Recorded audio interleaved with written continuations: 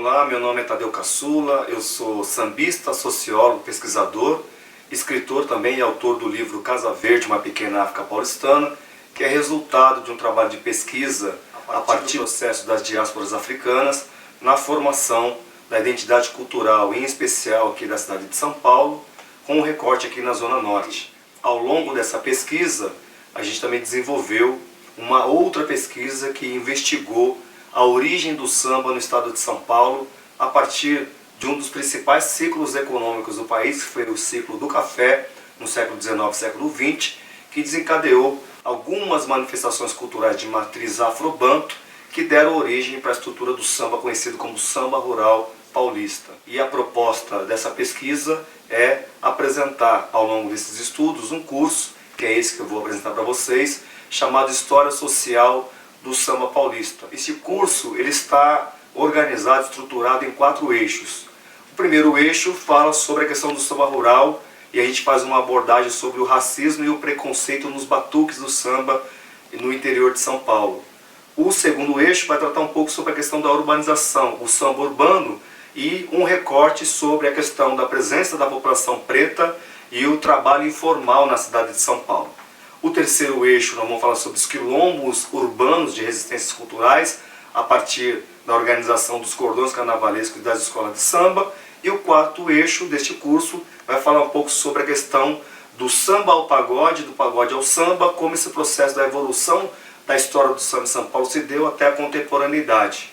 Então eu queria trazer para vocês aqui um pouco dessas reflexões, um pouco desses estudos e este curso que pretende contribuir para melhor entendermos a estrutura do samba, não apenas como um gênero musical, como entretenimento, mas também como lugares importantes de identidade, sobretudo da população preta, com organizações socioculturais no estado de São Paulo e evidentemente em todo o Brasil, uma vez que as diásporas também contribuíram muito para a formação de diversas manifestações culturais. Para poder compreender um pouco a origem do samba em São Paulo e sua história sociológica, é fundamental que entendamos o que foi o processo das diásporas africanas. A gente usa o termo diásporas africanas para poder ilustrar o que ocorreu com dezenas de pessoas humanas do continente africano num processo de extração dessas pessoas do continente africano para um projeto de desenvolvimento econômico no país, aqui no Brasil, a partir do século XVI. Esse termo diáspora, a gente sempre tenta recolocar esse termo no lugar correto, porque quando se trata dos africanos, a gente não pode aplicar essa termologia diáspora, porque a epistemologia do termo diáspora corresponde ao deslocamento de uma grande massa de pessoas de uma região geográfica do planeta para outra por fatores que impedem essas pessoas de permanecerem nos seus territórios, ou seja, uma guerra civil, desastre natural, terremoto, essas questões que fazem com que as pessoas migram de um lugar para outro. Isso não foi o que ocorreu com os africanos no século XVI, e a gente coloca o termo sequestro. Os africanos foram sequestrados do continente africano, um continente que já tinha sido colonizado pelo povo europeu e que, a partir dessa colonização lá no território africano, eles já conheciam não só a potência da força do trabalho dos povos africanos, mas também todo o desenvolvimento tecnológico que esses africanos já detinham em vários campos, na agricultura, na pecuária, na extração de minérios, na questão que tange aí o processo de exploração de subsolos e outras várias tecnologias, que já é muito rico e referência ao continente africano quando fala de tecnologia, a invenção da medicina, da filosofia, astrologia, a civilização, as primeiras civilizações humanas se deram lá, os povos egípcios, o primeiro império humano se dá no continente africano. Então a gente tem já a África como um grande território tecnológico. E com a invasão dos europeus, esse processo da invasão não só no continente africano, mas também aqui nas Américas, em especial na América do Sul, esses colonizadores trouxeram para cá, sequestraram esses povos africanos para o primeiro processo de desenvolvimento econômico do país, que foi a cana-de-açúcar e algodão no Nordeste, Norte e Nordeste do país, no século XVI, para o século XVII. Então você tem aí um processo bem interessante que também vai contribuir para a elaboração de manifestações culturais que vão dar origem ao samba aqui em São Paulo. Quando a gente faz aqui esse caminho afrodiaspórico do que foram os ciclos econômicos do país e toda a exploração da tecnologia, da mão de obra dos africanos que foram extraídos de uma maneira involuntária do seu território para um trabalho forçado no Brasil, eles contribuíram com a força do trabalho, com o processo de desenvolvimento econômico, com a tecnologia, mas também com fatores que nós chamamos de fatores civilizatórios, né? Contribuições de cosmologias civilizatórias que dá para o Brasil essa identidade sociocultural que só nós aqui temos. Quando a gente retorna um pouco aqui na linha do tempo e pega o século XVI, esses africanos, sobretudo os bantus, desenvolvem economicamente, mas também vai deixar um legado fundamental para que o Brasil se tornasse e que se torne ainda hoje um dos países com a pluralidade cultural mais ampla que tem de todos os continentes. Quando você pega lá no ciclo do século XVI, no ciclo da cana-de-açúcar e do algodão, você tem também um legado cultural importante. Quando você pegar, por exemplo, o tambor de crioula no Maranhão, que é um legado afrobanto, que também tem ali também uma contribuição, onde eu também sempre trago essa questão do poder antropofágico que esses africanos tiveram de compreender a dimensão cultural e social do território, trazer essas experiências para dentro dele, misturar com a sua cosmologia e transformar em algo que se torne aí uma grande referência. Então você tem essa contribuição também dos povos originários. Você vai ter também lá no Recife, em Pernambuco, Olinda, toda aquela região, a questão dos maracatus, a questão do coco na Paraíba, o samba de pareia no Sergipe, o samba de roda na Bahia. Então todas essas manifestações culturais são sim legítimas e têm as impressões digitais desses povos muito impressas na identidade dessas manifestações, que também vão servir de base estrutural, cultural, epistemológica para a formação do samba desses territórios. Não é à toa que a gente destaca lá Jackson do Pandeiro, né, que vai beber dessa fonte do coco e que tem essa tradição afrobanto e que vai conseguir se projetar nas mídias aí como um dos grandes cantores e instrumentistas a partir desta referência. Não é à toa que você vai pegar Zé do Maranhão, que vai beber do tambor de crioula, do Bumba Meu Boi, que são manifestações importantes daquele território para poder compor suas músicas. E vai pegar Batatinha, Ederaldo Gentil, Caymmi, toda essa turma da Bahia que também vão beber dessas matrizes africanas. Quando a gente pega essa questão da ascensão do garimpo, né, no centro-oeste do país, Minas Gerais, que é muito forte também, com as congadas, com as folias de reis, com os moçambiques, né, são todas manifestações de matriz afrobantos que remetem a esses países da África a qual esses povos foram extraídos para cá e que fazem jus aí ao nome dessa organização sociocultural e étnico-cultural. E aqui também no Sudeste nós vamos ter então, antes do processo de organização do samba, essas manifestações que vão dar essa ruralidade, que vão dar também toda essa base para a gente compreender a história da formação do samba aqui. Então, quando a gente pega a ascensão do café para um processo de desenvolvimento econômico, tem aí toda a contribuição tecnológica, toda a contribuição criativa, toda a contribuição também do processo de desenvolvimento econômico a partir da força do trabalho, mas também um legado cultural importante. Você pega, por exemplo, dessa região de Guaratinguetá, Piquete, São José dos Campos, Pindamonhangaba, que é a região leste do estado de São Paulo, onde você tem os primeiros movimentos de organização econômica, né, a partir do café, que vai subir aqui para a região central e vai para o oeste do estado. Algumas manifestações culturais importantes. A que se destaca ali são os grupos de jongo, que são manifestações culturais afrobantos, que são cultuados desde o período em que os africanos ainda estavam condicionados ao cativo, né, na condição de escravizadas e escravizados. Quando essa extensão cafeeira ocupa o oeste do estado de São Paulo, você tem também todas essas cosmologias sendo recriadas nesses espaços. Então você vai ter aqui para o oeste do estado de São Paulo as manifestações como o samba de bumbo, que ficou muito marcado a partir da cidade de Pirapora do Bom Jesus, mas que também é presente na cidade de Rio Claro, Vinhedo, Campinas, todo esse interior de São Paulo. E uma outra manifestação também importante de matriz africana é o samba, o batuque de umbigada, né? Ou o tambu, também como é conhecido, que também vai pegar ali essa região oeste do estado de São Paulo, acompanhando todo o ciclo cafeeiro aqui, que corta todas essas cidades, e que vai se manifestar a partir aí do batuque de umbigada, né? Nas cidades de Piracicaba, Tietê, Capivari, são as principais cidades que recebem essas manifestações. E é bem interessante porque quando a gente vai falar dessa questão do samba rural em São Paulo e dos batuques, ainda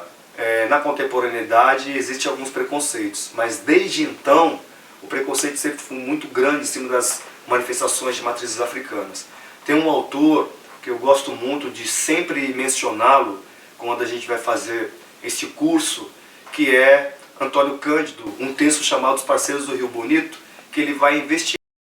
esta presença das famílias negras no interior de São Paulo, na cidade de Bofete, também no oeste do estado de São Paulo, em que as famílias, nas festas religiosas, iam para essa cidade e faziam ali a prática do samba de bumbo. E o samba de bumbo, o batuque também, e o batuque de umbigada, são manifestações que vêm desse lugar, né, da matriz africana, e o batuque de umbigada, ele tem uma leitura corporal, a corporalidade, a relação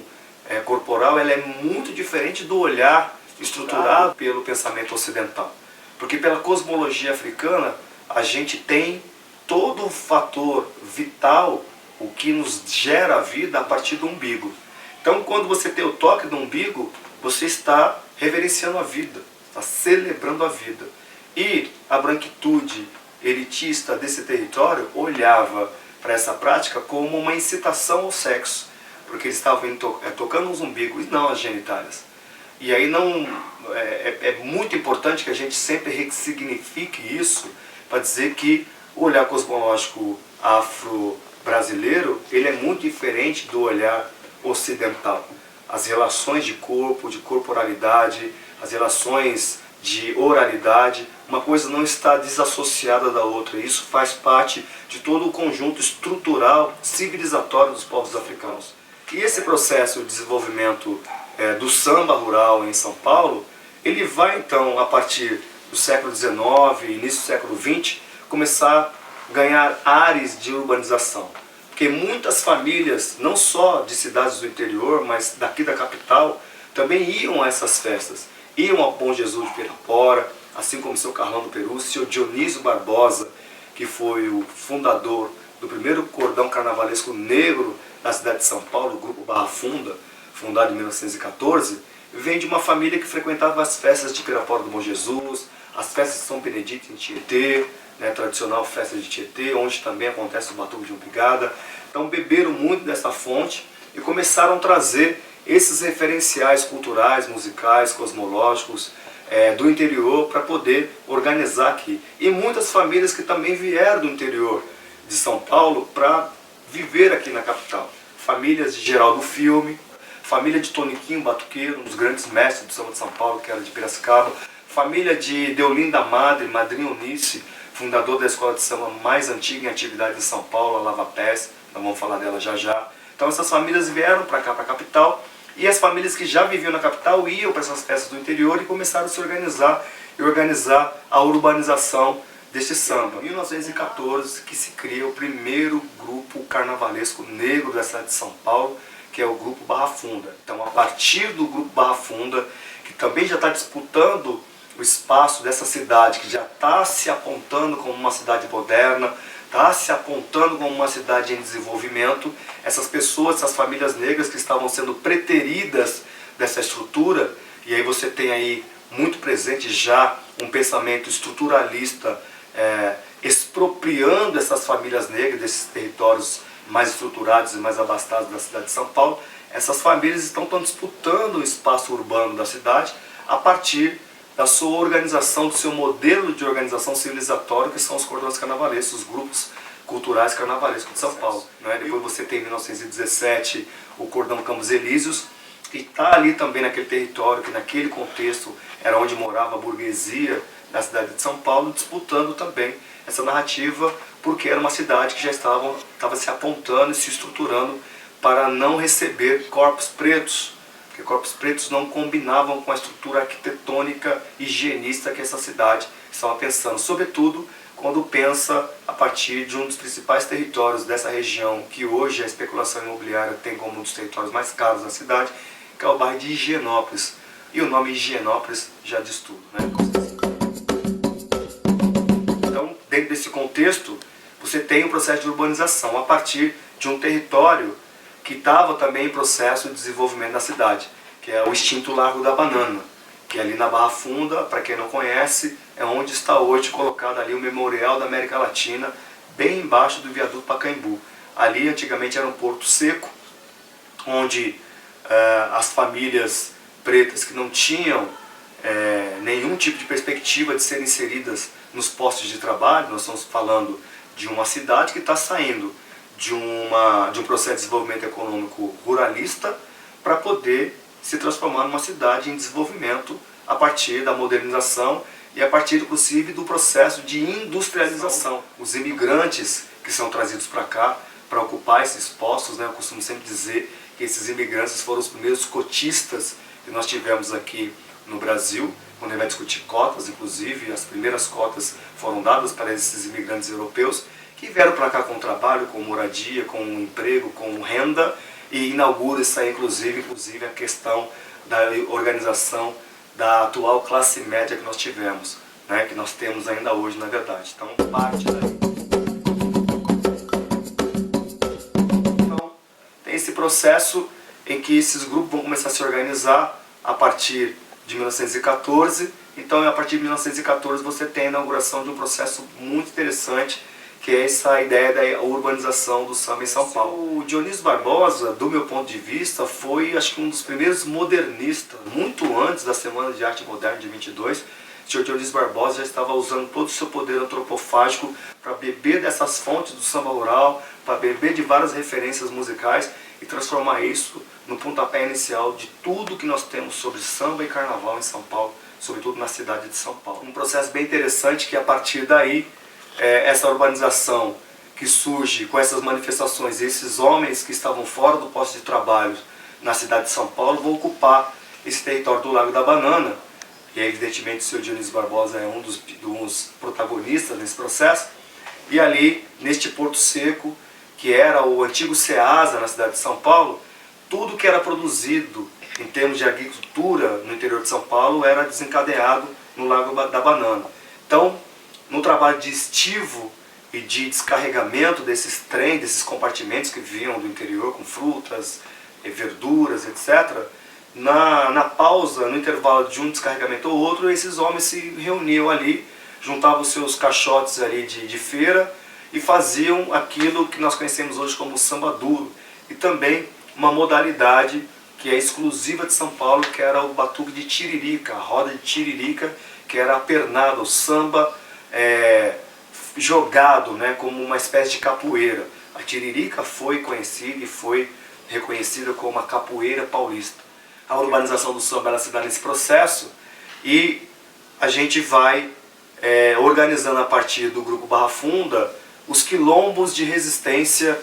urbana e cultural na cidade de São Paulo. A partir do Grupo Barra Funda, o surgimento de vários grupos carnavalescos que não surgem apenas para o processo de organização cultural, mas também de sociabilidade dessa população que está sendo expulsa da região central da cidade e que está sendo preterida também do projeto de estrutura social do nosso país. Quando a gente vai pensar, por exemplo, em 1911, a Conferência Universal das Raças, que aconteceu em Londres, determinou, o Estado brasileiro encaminhou um projeto de Estado, de sociabilidade, de estrutura social do nosso Estado. Alguns representantes, entre eles João Batista de Lacerda, que era um médico eugenista, mandou também Roquete Pinto, Vital Brasil, todos esses médicos eugenistas que criaram uma ciência falaciosa para tentar provar cientificamente que a população negra não era preparada intelectual, cognitivo e nem orgânica, fisicamente capaz e aptas a serem inseridas na estrutura social brasileira. E aí, quando a gente fala de racismo, é bem interessante porque inaugura-se aí a questão do racismo científico. professor, filósofo, doutor Silvio Almeida, trata muito bem dessa questão do racismo estrutural. E o outro professor também que vai aprofundar muito essa discussão sobre a questão do racismo estrutural é o professor Dr. Denis de Oliveira, da Universidade de São Paulo, que vai trabalhar a dimensão do racismo por uma estrutura muito ampla, né, que vai do capitalismo, que vai da estrutura de poder, que vai da branquitude e que vai também de espaços de privilégios que essa branquitude sempre defende e sempre faz com que a população negra esteja neste lugar, né, no limbo da possibilidade de estar inserida nessa sociedade. Então, quando a gente vai pensar esse processo do que é o racismo científico, é na perspectiva de fazer com que de fato essa população não seja inserida na estrutura social brasileira. Quando a gente vai pensar essa dimensão do que foi o racismo, ou do que ainda é o racismo estrutural, que vai impactar diretamente na vida dessas pessoas, a gente vai compreendendo que essas dimensões elas extrapolam a questão étnica, ou a questão que a gente entende como o reconhecimento pelo fenótipo de como essas práticas racistas vão acontecendo. Então o samba tem essa dimensão, que vai beber de toda essa fonte afrobanto, né, num primeiro momento, vai passar pelo interior de São Paulo, vai se estruturar aqui na cidade de São Paulo, vai criar esses quilombos de resistências, que são os cordões carnavalescos, né? Vai ter aí o próprio Grupo Barra Funda, vai ter o Paulistano da Glória, vai ter Rosas Negras, Coração de Bronze, todos esses cordões que são grupos que não são apenas culturais, mas são grupos de sociabilidade dessa população que sofre o racismo, que é impedida de ser inserida na estrutura social brasileira e que a partir desses nichos de sociabilidades vão também perpetuando toda essa herança ancestral africana. Então esse processo de urbanização é bem interessante porque são marcadores territoriais também. Eles vão demarcando importantes territórios negros na cidade de São Paulo. Vai demarcando Bela Vista, vai demarcando Liberdade, Baixada do Glicério, Barra Funda, Casa Verde e territórios que muitas e muitos não sabem que também já foram territórios negros. Vila Madalena, que era bairro negro, Tatuapé, que era bairro negro, Perdizes, que era bairro negro, eram todos bairros periféricos e que eram habitados por essas famílias pretas e pobres e que a especulação macroimobiliária foi expropriando, expulsando, higienizando etnicamente essas pessoas e transformando esses lugares em lugares de referência para as burguesias que residem nesses lugares ainda hoje. A primeira escola de samba em São Paulo, fundada em 1935 por Eupides de Faria, foi fundada nas Perdizes, né? Hoje bairro Nobre. Se você for pegar a escola Acadêmicos do Tatuapé, tradicional, de 1954, ela foi fundada também lá por famílias negras, pelo mestre Mala, e que hoje Tatuapé virou um bairro nobre da cidade de São Paulo. E aí tem um marcador interessante, né, social, étnico-social da cidade de São Paulo, que são os rios. O rio Tietê é um, onde grande parte dessa população foi trazida, e isso eu falo e defendo bastante na pesquisa que virou meu livro, Casa Verde, uma pequena África paulistana, e também o rio Tietê, quando você vai pensar a região do Jaguaré, Rio Pequeno, aquela região que também foi marginalizada e que hoje está passando por um processo também de especulação imobiliária. Essas famílias estão sendo levadas para Osasco e outras cidades que fazem fronteiras com a cidade de São Paulo. Depois, na década de 70, 80, 90, a reorganização desses cordões através das escolas de samba, mencionei algumas aqui para vocês. A primeira de São Paulo foi fundada em 35 por Eupides de Farias, em 37 a Lava Pés, fundada por Madrinha Eunice, Chico Pinga e Zé da Caixa. A gente vai ter depois em 49 a Nenê de Vila Matilde, que foi fundada pelo seu Alberto Alves da Silva, seu Nenê da Vila Matilde, na zona leste de São Paulo. Você vai ter aí em 53 a Camisa Verde e Branco, refundada na verdade, porque ela é resultado do que era o Grupo Barra Funda, ela fundada em 1914, depois virou Camisa Verde 28, em 53 vira Camisa Verde e Branco, né, ressignificada. Em 54 você tem a Unidos de Vila Maria, na Zona Norte, Tatuapé, na Zona Leste. A gente vai ter em 56 a Unidos do Peruche, aqui também na Zona Norte de São Paulo. Você vai ter lá em 63 a Morro da Casa Verde. E assim sucessivamente todas essas escolas de samba que vão se organizando com base naquele pontapé inicial que eu falei para vocês agora há pouco, a partir desse olhar cosmológico, antropofágico de seu Dionísio Barbosa, que cria o primeiro grupo carnavalesco negro da cidade de São Paulo. né? Então, a partir dele, tudo que nós temos de samba e carnaval hoje é oriundo deste lugar de identidade, de referência, de resistência, de resiliência desses povos que estavam sendo expulsos e impedidos de participar da estrutura social do nosso país.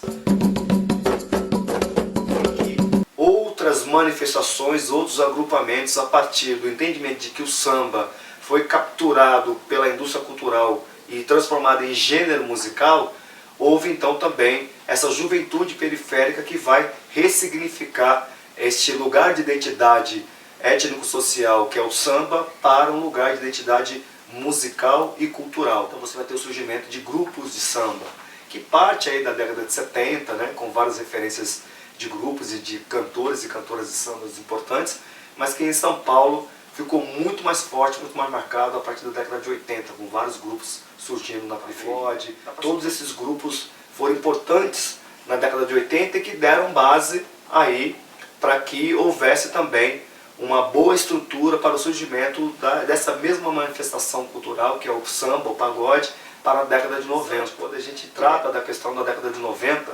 porque a mídia e a imprensa crítica, ácida, definiu nas mídias hegemônicas que essa era uma música de péssima qualidade, que era uma música que não tinha poesia, que era uma música que era igual às outras, que não detinham as mesmas poesias, letras e argumentos, né? Que letras de samba da década de 70, 60, 40, enfim, define que pagode é reunião de pessoas para executar um determinado gênero musical, que não propriamente pode ser o samba ou tem que ser o samba. Existe pagode de viola no Nordeste, pagode de sanfona, mas a indústria cultural transformou essa epistemologia pagode em um gênero musical e juntou esses jovens em torno aí dos seus fazeres musicais, que eram competentes e muito criativos e bastante profissionais naquilo que sempre fizeram, e colocaram então para o país e para as fronteiras, para além das fronteiras do país, essa possibilidade musical chamada pagode. O movimento do pagode da década de 90 foi um movimento, embora muita gente não faça essa leitura. Então eram jovens de periferia que conseguiram ascender socialmente e economicamente através da música, coisa que o Estado brasileiro nunca proviu nenhum tipo de possibilidade estrutural para esse jovem ascender socialmente e economicamente por vias da educação, por vias da cultura, por vias do mercado de trabalho. E aí então eles conseguiram alcançar um espectro bem interessante. Então quando a gente vai pensar toda a estrutura histórica do samba, que vem desde as diásporas africanas até a contemporaneidade, é importante compreender que vários fatores sociais, econômicos, políticos estavam todos condicionados e condicionando essas pessoas a se organizarem socialmente em nichos de sociabilidade para poder fazer a contranarrativa dentro daquilo que a própria estrutura brancocêntrica pensou no sistema de apagamento e invisibilização dessa população. E São Paulo, para poder aqui já fazer a minha saideira, é dizer o seguinte: existe um movimento bem interessante que são as comunidades e terreiros de samba em São Paulo, espalhado em todas as regiões, não só da capital, mas no estado também, que tem um trabalho importante de valorização, preservação da história, da memória do samba, mas também trabalhos sociais, educacionais e culturais importantes. Comunidades que se reúnem todas as semanas para cantar samba, mas também para poder fazer trabalhos de coleta de alimentos, de roupas, de livros, criação de bibliotecas, cursos de formação, que fazem um trabalho nas suas comunidades, que são estruturantes, que também são referenciais importantes para que a futura geração, a partir dessas experiências, continue tendo o samba como um espaço importante de sociabilidade na estrutura que a gente vive.